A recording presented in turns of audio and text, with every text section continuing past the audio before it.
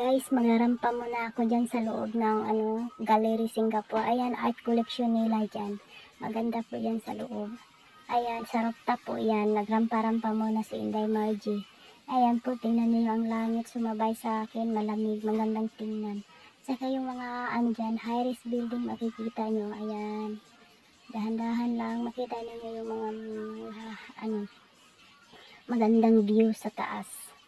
Ayan, yung mga tinan yung langit din, makulimlim. Ayan, ang high-rise building sa Singapore.